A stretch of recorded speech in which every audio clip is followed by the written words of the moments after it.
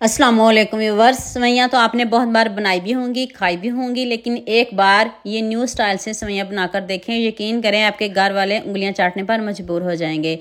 ना ही हम इसमें क्रीम ऐड करेंगे और ना ही खोया, लेकिन फिर भी इतनी मज़ेदार और क्रिस्पी सेवइयाँ कैसे बनेगी, स्टेप बाय स्टेप एक एक चीज़ बताऊँगी। अपने वीडियो को एंड तक पूरी वॉच करना है। तो चलें शुरू करते हैं। 1 कप मैंने सेवइयाँ ली हैं। ये रोस्टेड सेवइयाँ हैं। इसमें मैंने ना घी शामिल किया है, ना ऑयल, ना बटर, कुछ भी शामिल नहीं करना। बस हल्का सा आपने इनको रोस्ट करना है। तो फिर हम इसमें 2 से 3 चम्मच चीनी के ऐड कर देंगे। ये पिसी हुई चीनी है। अगर आपके पास दूसरी चीनी है तो आप वो भी यूज़ कर सकते हो। पिसी हुई नहीं है तो कोई इशू नहीं, ऐसे भी ये बन सकती हैं। अपनी वीडियो को पूरा देखना, आपको मज़ा आ जाएगा। इधर आपने बहुत कम दूध शामिल करना है।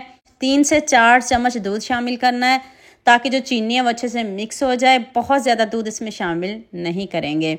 अब जो हमारी सेवइयाँ हैं वो डन हो चुकी हैं, पक गई हैं। तो अब इनको प्लेट में निकालते हैं। तो उसी पैन में मैंने 1 लीटर दूध लिया है। सेवइयों को अब ठंडा करते हैं। तो उसी पैन में आपने 1 लीटर दूध लेना है। ये रेगुलर दूध है जो सभी घरों में होता है, ये डिब्बे वाला दूध नहीं है। जौन सा मर्जी ले लें आप, डिब्बे वाला ले लें, जो आपको पसंद हो आप ले सकते हो। 2 चम्मच इसमें मिल्क पाउडर के शामिल करेंगे। 3 से 4 चम्मच चीनी, ज़्यादा चीनी का इस्तेमाल मत करिएगा, चीनी ज़रा कम ही रखिएगा। अब मैंने थोड़ा सा दूध लिया है, उसमें मैंने 2 चम्मच कस्टर्ड पाउडर के ऐड किए हैं। कस्टर्ड पाउडर आप जौन सा आप पसंद करते हो वही लीजिएगा। इसको आपने अच्छे से मिक्स कर लेना है। दूध पकना शुरू हो जाए फिर हम इसमें कस्टर्ड शामिल करेंगे। इधर मैंने 2 पैकेट बिस्किट के लिए हैं। ये चॉकलेट फ्लेवर है। आपको जो बिस्किट पसंद हो आप ले लीजिएगा, पर बिस्किट आपके मीठे होने चाहिए, नमकीन नहीं होने चाहिए। जब दूध पकना शुरू हो जाए फिर हम इसमें कस्टर्ड शामिल करेंगे। आपको कैसे पता चलेगा हमारा कस्टर्ड डन है, अभी मैं आपको दिखाती हूँ। अभी आप इसमें खूब सारे बादाम डाल दें, जो भी आपके घर में ड्राई फ्रूट पड़े हों वो आप डाल सकते हो, कोई इशू नहीं। ये नहीं कि आपने इसमें बादाम ही शामिल करना है, अगर आपके पास और भी ड्राई फ्रूट हैं तो वो भी डाल सकते हो। खीर की तरह इसके ऊपर बबल्स आना शुरू हो जाएंगे और ये गाढ़ा भी हो गया तो समझें आपका कस्टर्ड डन है।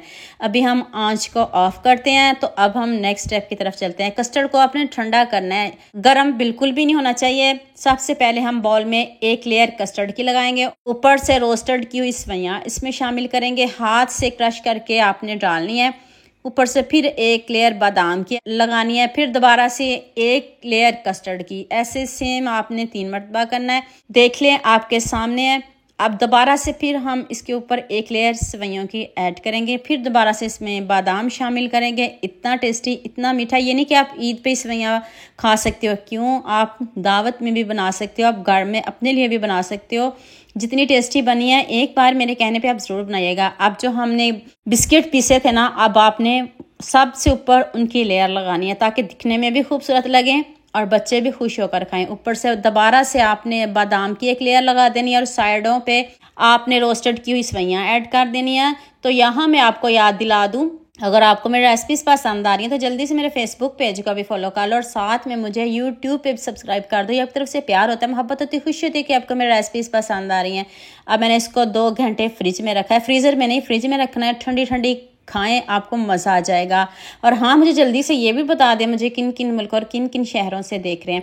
मुझे बहुत खुशी होती है जब आपके फेसबुक और यूट्यूब पर खूबसूरत से कमेंट पढ़ती हूँ। आप सबका खूबसूरत कमेंट करने का बहुत बहुत शुक्रिया। और आप सबके लिए भी दिल से दुआ मेरी, आप हमेशा खुश रहें और हमेशा मेरे साथ ऐसे जुड़े रहें। 3 in 1 जायके हैं। ऐसी सेवइयाँ कौन नहीं खाएगा, दुआ में याद रखिए।